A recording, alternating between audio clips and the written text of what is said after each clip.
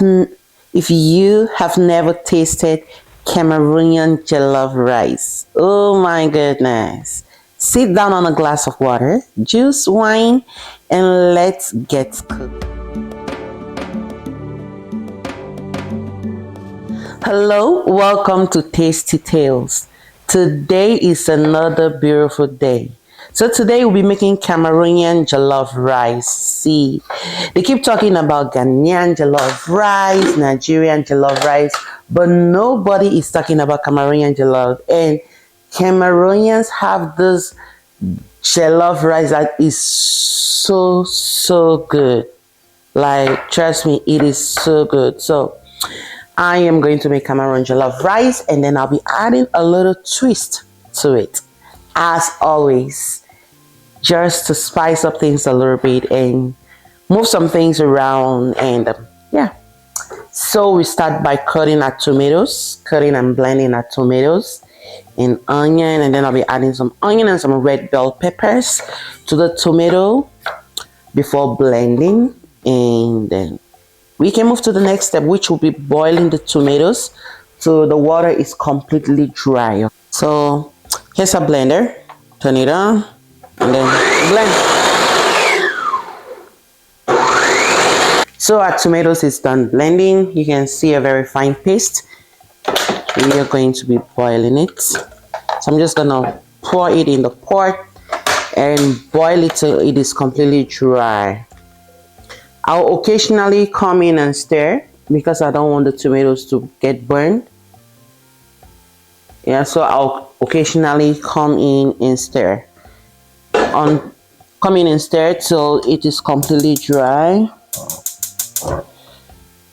Okay. Put my heat on medium because I don't want it too high. Just gonna cover it and let it boil. So we have cut and washed our beef to very tiny bites. You can see it's very small because that is how Cameroonian jollof rice goes. Okay, now I'm gonna be adding some garlic and ginger, my blended mix. So I'll add some of that, and then I'll add some onions. I'm gonna be very generous with everything. I want the beef to be well seasoned, so move that and bring this. Add some salt.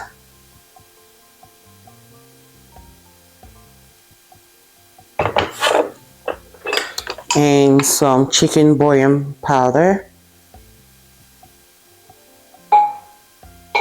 I actually run out of my beef on, so using the chicken is still fine.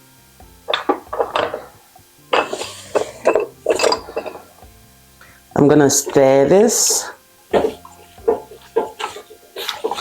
let it cook with no water. I'm not going to be adding water to this beef. So let's check on our tomatoes. You can see it's boiling beautifully, and I actually came in and stirred a couple of times and the water is almost dry, but you want to make sure it is completely dry. Okay, voila, you can see the tomato is completely dry. There's a set. Add some oil in here. We'll start by frying our beef to give it that brown color and some nice aroma. Our beef is been cooking for a while now. We are going to open and check and see. It looks ready. I did not add even a tiny bit of water because I really want the broth to be really concentrated, because I'm gonna use the broth in making my rice. Okay, so I'm just gonna add a little tiny bit of some more oil because I figured the other one won't be enough to fry the beef. The beef is quite a little bit, so go ahead and add some more oil. I'm using vegetable oil. You can use any oil of your choice, but I prefer canola oil, corn oil, or vegetable oil. Okay, so our second batch is done frying. Like I said, you can choose to air fry this or even broil it to give that brown color. But for me, I know the best way to go is to actually fry it in the same oil that you'll be using to cook, to give all the juice from the beef to the oil, the flavors and everything. See, it takes your rice to another level. It gives this unique flavor, and when you're eating, you know you're eating Cameroonian jollof rice. We're just gonna go ahead and add the onions. I love to use the same oil to cook my rice, okay? So I'm gonna fry this for 1 or 2 minutes. Onion for 1 or 2 minutes. We are gonna go ahead and add our tomato paste. Want to fry your tomato paste until it is completely dry, because you don't want your jollof rice to be sour. Okay, do you see that? That is how you know your tomato paste is completely dry. As you can see some holes, and then you can see that there is no tiny bit of water in here. It's not like you just pour it and then you see water everywhere, but you can see that it's kind of separated. See, that's how you know it is dry. You don't want to over fry it to get it burned, but you want to fry it to get it dry and release that sweetness. So now I'm gonna go ahead and add my garlic and ginger. So like I always say, this mix is not just garlic and ginger. I have celery stems, I have onion and some anise seeds. Our tomatoes that we long boiled is right here. I just kept it on the side because I didn't want to be moving things back and forth, okay? So now we are going to add our tomatoes.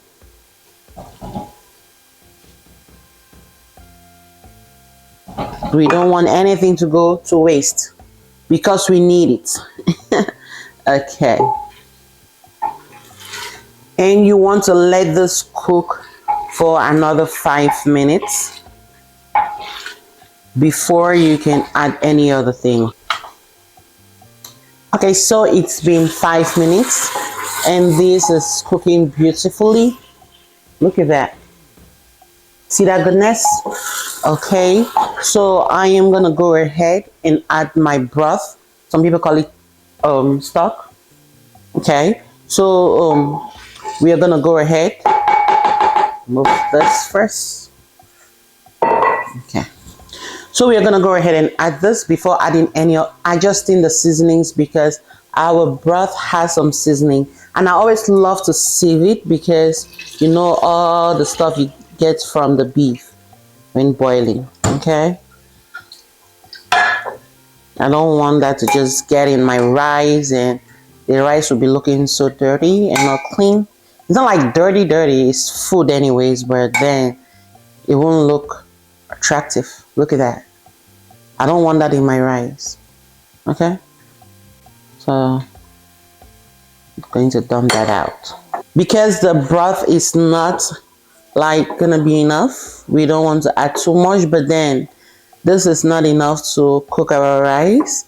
I am going to go ahead and add some more water, not too much, because I really want my rice to taste really good. So first I'll go ahead and taste this. It tastes good, but we are not quite there yet. So I'm gonna go ahead and add some more seasonings. So first we'll adjust the salt. You add salt to taste. I cannot tell you the quantity of salt to add because I don't know. I'm actually making 5 cups of rice, and you add salt to taste. Okay, just add your desired taste.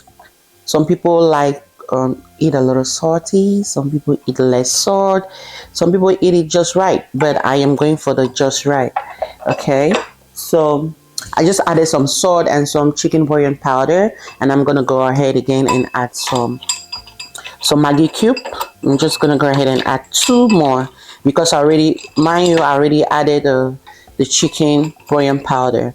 Okay, we're gonna bring it to a boil so everything can get incorporated very well, and then we taste before we go ahead and move on to the next step. And also, let me not forget, I'm gonna go ahead and add some curry powder, just about half a teaspoon. Okay, just about half a teaspoon. So I'm gonna cover this and bring it to a boil so everything can get incorporated, everything can get mixed. And yeah, let's taste it again. Man, this rice is going to be like dopey dopey. Okay, so I'm gonna cover this and let it boil. Just boil for about 5 minutes. Okay, so we're gonna check. Look at how that is boiling so nicely. My rice is already washed. I'm just gonna go ahead and add it. So sometimes I love to parboil the rice. That is if I'm making a very big batch, but I'm making just enough for my family, so I don't want to parboil it. I'm just gonna go ahead and add the rice. And the rice I'm using is parboiled basmati. Okay, the rice I'm using is parboiled parboiled basmati. Like I'm chewing my tongue. You can see that we don't have too much water. You can literally see the rice. I'm going to turn down my heat to like medium, like lower than medium, because we are using steam to cook the rice and not too much flame. You don't want your rice burnt, okay?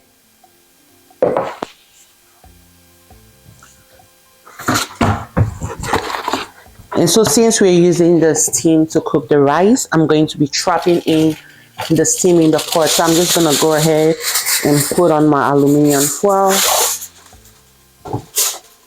right there. You want to make sure that the steam stays in before I put my lid, and then I bring it up to cover everything because I don't want anything escaping from here. Okay. So, but if you're not confident enough to get your rice well cooked, you can as well go ahead and parboil your rice before you cook it. But like I said, I'm putting my heat on low, not like low, like after medium a little bit, after medium. Yeah, because I'm using steam, like I said, to cook the rice. I don't want my rice to get burned.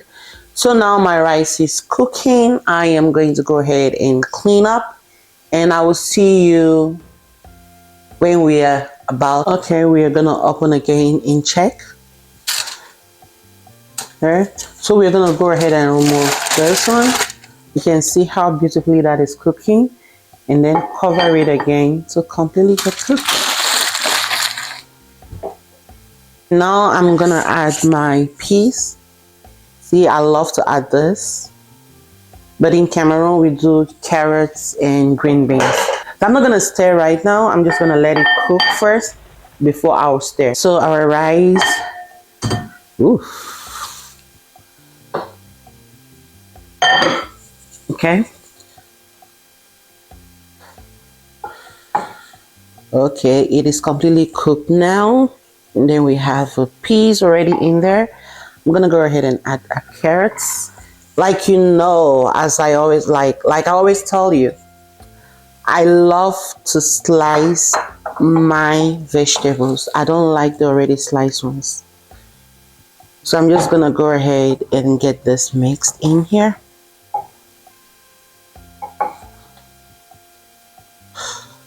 I'm not forgetting our beef, okay? So we have our beef. I just want to mix them at the same time because I don't want to overmix my rice. So I'm just going to be adding, mixing.